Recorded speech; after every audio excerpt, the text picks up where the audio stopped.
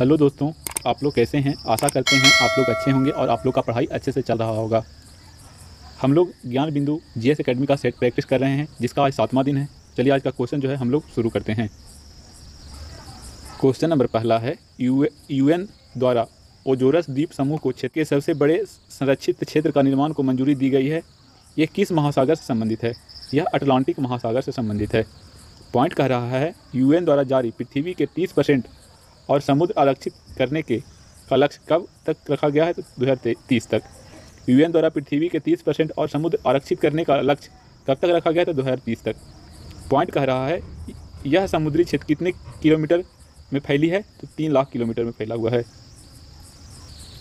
Question number 2 है, तापीय gas line परियोजना में कुल शामिल देश कौन कौन से हैं। इसका आंसर होगा 4 देश शामिल हैं, तुर्कमेनिस्तान, अफगानिस्तान, भारत और पाकिस्तान। पॉइंट कह रहा है, TAPI परियोजना को अन्य किस नाम से जाना जाएगा। ट्रांस अफगानिस्तान पाइपलाइन के नाम से जाना जाता है। पॉइंट कह रहा है, TAPI परियोजना का शिलान्यास कब किया गया था, तो 2015 में किया गया था। क्वेश्चन नंबर 3 कह रहा है, लेबनान और सीरिया पर हाल ही में हुए हमले में टेक्नोलॉजी का प्रयोग किया गया, तो किस टेक्नोलॉजी का प्रयोग किया गया था। पेजर टेक्नोलॉजी का। पॉइंट कह रहा है, तुर्की और सीरिया आपदा राहत के लिए भारत सरकार द्वारा कौन सा ऑपरेशन चलाया गया था, तो ऑपरेशन दोस्त चलाया गया था। क्वेश्चन नंबर 4 है, 16वें ब्रिक्स सम्मेलन का आयोजन कहाँ किया गया, तो रूस के कजान में किया गया है। जब शुरू में स्थापना हुआ था तो इसको BRIC ब्रिक के नाम से जाना जाता था, और इसका स्थापना 2006 में हुआ था, और 2010 में दक्षिण अफ्रीका जो है इसका सदस्य बन गया 2010 में, और इसका नाम पड़ गया ब्रिक्स, जो वर्तमान में ब्राज़ील, रूस, इंडिया, चीन और दक्षिण अफ्रीका 2010 के बाद कहलाने लगे। लेकिन वर्तमान में जो है इसमें और सदस्य देश जुड़े हैं, तो वर्तमान में जो कुल सदस्य देश का संख्या हो गया है वो 10 हो गया है। यही क्वेश्चन कह रहा था, ब्रिक्स में शामिल कुल देशों का वर्तमान संख्या कितना है, तो वर्तमान में कुल कितना देश है, तो 10 देश है।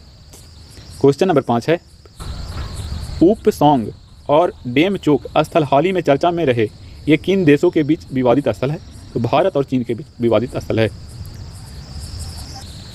पॉइंट कह रहा है, पेंगो तसो झील कहाँ अवस्थित है, तो लद्दाख में। क्वेश्चन नंबर 6 है, हाल ही में एशियाई विकास बैंक के नए सदस्य देश के रूप में किसे चुना गया है, तो इजराइल को।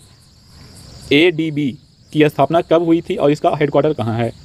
ADB यानी एशियाई विकास बैंक का जो स्थापना हुआ था 1966 में हुआ था, और इसका जो मुख्यालय है वह मनीला में स्थित है, जो कि फिलीपींस में है। इसका वर्तमान सदस्य देश जो है 69 है। क्वेश्चन नंबर 7 है, नाटो में शामिल होने का मांग हाल ही में किस देश द्वारा की गई है, यूक्रेन के द्वारा किया गया है। यूक्रेन का जो राजधानी होता है वह कीव होता है। नाटो का स्थापना 1949 में हुआ था, इसका मुख्यालय ब्रुसेल्स में है। पॉइंट कह रहा है, नाटो में वर्तमान में शामिल देश की संख्या कितना है, तो 32 देश वर्तमान में शामिल है। क्वेश्चन नंबर 8 कह रहा है, बांग्लादेश में तख्ता पलट का तत्कालीन कारण क्या था, नौकरी का आरक्षण। पॉइंट कह रहा है, सेंट मार्टिन द्वीप समूह कहाँ अवस्थित है, तो बंगाल की खाड़ी में। क्वेश्चन नंबर 9 है, 2024 में महिलाओं पर संयुक्त राष्ट्र कन्वेंशन का उल्लंघन किस देश द्वारा किया गया, तो तालिबानियों के द्वारा या अफगानिस्तानियों के द्वारा कह सकते हैं, जो भी ऑप्शन में होगा उसको आप टिक लगाइएगा, तालिबानियों के द्वारा या अफगानिस्तानियों के द्वारा। क्वेश्चन नंबर 10 है, मालाबार युद्धाभ्यास किन देशों के बीच आयोजित किया जाता है, तो 4 देश इसमें होते हैं, भारत, ऑस्ट्रेलिया, जापान और अमेरिका। क्वेश्चन नंबर 11 है, कांग्रेस की कार्य समिति की बैठक में भारत छोड़ो का प्रस्ताव पारित किया गया, इसकी अध्यक्षता किसके द्वारा की गई, आंसर हो जाएगा अबुल कलाम आज़ाद के द्वारा।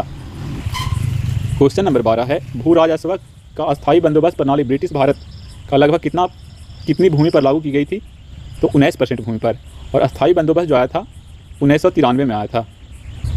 यहाँ जो आंसर हो जाएगा 1793 हो जाएगा, 1793 में आया था, ना कि 1993 में, 1793 में आया था अस्थायी बंदोबस्त।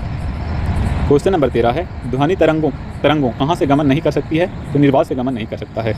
क्वेश्चन नंबर 14 है, संविधान की उद्देशिका में कितने प्रकार की समानता का उल्लेख किया गया है, तो 2 प्रकार का समानता का उल्लेख किया गया है, अवसर का समानता और प्रतिष्ठा का समानता।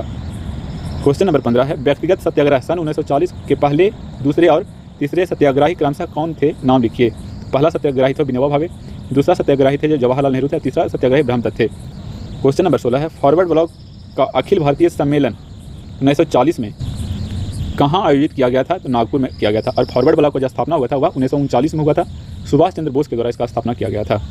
क्वेश्चन नंबर 17 है, डलहौजी द्वारा संपूर्ण पंजाब के विलय की घोषणा कब की गई थी? तो 1849 ईस्वी में। क्वेश्चन नंबर 18 है, भारत में जैव मंडल आरक्षित क्षेत्रों की संख्या कितनी है? भारत का सबसे बड़ा जैव मंडल आरक्षित क्षेत्र कौन है? तो कुल जो 18 जैव मंडल आरक्षित क्षेत्र है और सबसे बड़ा जो है कच्छ का रण है। क्वेश्चन नंबर 19 है, जनगणना 2011 के अनुसार सर्वाधिक जनसंख्या घनत्व किस राज्य में और किस केंद्र शासित प्रदेश में देखा गया है? तो राज्य जो है बिहार है, इसका जो जनसंख्या घनत्व है 1106 है और केंद्र शासित प्रदेश में दिल्ली है। क्वेश्चन नंबर 20 कह रहा है, तुर्की देश की मुद्रा क्या है? तो तुर्की देश का मुद्रा जो है लीरा है और इसका राजधानी जो है अंकारा है। क्वेश्चन नंबर 21 कह रहा है, प्राकृतिक संसाधनों के दोहन से वस्तु का उत्पादन करने वाला क्षेत्र क्या कहलाता है? तो यह प्राथमिक क्षेत्र कहलाता है। यह प्राथमिक क्षेत्र कहलाता है। क्वेश्चन नंबर 22 है, राज्य विधान परिषद कब भंग होता है? तो राज्य विधान परिषद कभी भंग नहीं होता है। क्वेश्चन नंबर 23 है, भारत के किस झील के तैरते द्वीपों का झील कहा गया है? तो लोकटक झील को, जो कि मणिपुर में है। कहा सही सुमिलित कीजिए। सोना जो है जमुई में प्रसिद्ध है, डोलोमाइट जो है रोहतास, लिथियम गया, बॉक्साइट मुंगेर। आप लोग ध्यान रखिएगा। क्वेश्चन नंबर 25 है, कबीर दास द्वारा रचित ग्रंथ बीजक का संकलन किसके द्वारा किया गया है? तो धर्मदास के द्वारा। क्वेश्चन नंबर 26 है, प्रोटीन, सेलुलोज और स्टार्च ये किस प्रकार के बहुलक हैं? तो यह प्राकृतिक बहुलक है। क्वेश्चन नंबर 27 है, प्रथम विश्व युद्ध की समाप्ति कब और किस संधि के द्वारा हुआ था? तो प्रथम विश्व युद्ध जो चला था 4 वर्षों तक चला था, 1914 से लेकर 1918 तक, और यह जो समाप्त हुआ था 1918 में हुआ था और यह वर्साई की संधि के तहत समाप्त हुआ था। क्वेश्चन नंबर 28 है, भारतीय संविधान के कौन से भाग में एक कल्याणकारी राज्य की संकल्पना है? तो भाग 4 में। और अनुच्छेद पूछे तो अनुच्छेद 36 से 51 तक। क्वेश्चन नंबर 29 है, मॉन्ट्रियल प्रोटोकॉल का संबंध किससे होगा और इसका आयोजन कब किया जाएगा? तो किया जाएगा नहीं, किया जा चुका है। तो ओजोन परत से, मॉन्ट्रियल प्रोटोकॉल जो है ओजोन परत से संबंधित है। इसका आयोजन किया गया था 1987 में। एगो होता है क्योटो प्रोटोकॉल। क्योटो प्रोटोकॉल जो किया गया था वह 1997 में किया गया था। यह भी बात ध्यान रखिएगा। क्वेश्चन नंबर 30 है, मानव शरीर में अंतःस्रावी ग्रंथि की संख्या कितना है? तो कुल संख्या 9 है अंतःस्रावी ग्रंथि का। क्वेश्चन नंबर 31 है, संविधान द्वारा प्रदल मूल अधिकारों में कौन से ऐसे अधिकार हैं जो केवल भारतीयों को प्राप्त है? अनुच्छेद 15, 16, 19, 29 और 30। यह 5 मौलिक अधिकार जो है केवल भारतीयों को प्राप्त है। 15, 16, 19, 29 और 30। यह बहुत बार क्वेश्चन पूछा गया है, तो यह बहुत वीवीआई क्वेश्चन है। क्वेश्चन नंबर 32 है, निम्नलिखित में से कौन सा तल और उसके प्रतीक की जोड़ी सही है? तो इसका जो सही आंसर हो जाएगा सोडियम। सोडियम का जो प्रतीक होता है Na होता है, जबकि मरकरी का Mr नहीं Hg होता है, सिल्वर का Si नहीं Ag होता है, लेड का Le नहीं बल्कि Pb होता है। तो आप लोग यह भी ध्यान रखिएगा। क्वेश्चन नंबर 33 है, भारत में वन स्थिति रिपोर्ट की संगठन द्वारा जारी की जाती है? तो भारतीय वन सर्वेक्षण विभाग के द्वारा। क्वेश्चन नंबर 34 है, फलों को कृत्रिम रूप से पकाने के लिए किसका प्रयोग किया जाता है? तो एसिटिलीन का। क्वेश्चन नंबर 35 है, महाऔषधि में कौन सी संधि है? इसमें स्वर संधि है। क्वेश्चन नंबर 36 है, ऐसे जीव जिन्हें समानतः खुले आंखों से नहीं देखा जा सकता है, जिन्हें देखने के लिए सूक्ष्मदर्शी का आवश्यकता पड़ता है, उसे कहते हैं सूक्ष्म जीव कहते हैं उसे। क्वेश्चन नंबर 37 है, तंबाकू में मोज़ेक बीमारी वायरस द्वारा होता है, इसका पता सर्वप्रथम किसने लगाया था? तो इवानोवस्की ने लगाया था। क्वेश्चन नंबर 38 है, निम्नलिखित में से कौन सा वायरस से फैलने वाली बीमारी है जिसका वाहक मादा एडीज इजिप्ट मच्छर है? इसका आंसर होगा डेंगू। क्वेश्चन नंबर 39 है, जंतुओं में होने वाले फूट एंड माउथ रोग किस कारण से उत्पन्न होता है? तो कवक के कारण से उत्पन्न होता है।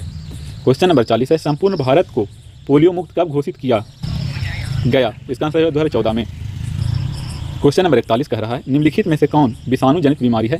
खसरा, छोटी माता, चेचक। तो ये सभी जो है विषाणु जनित बीमारी है।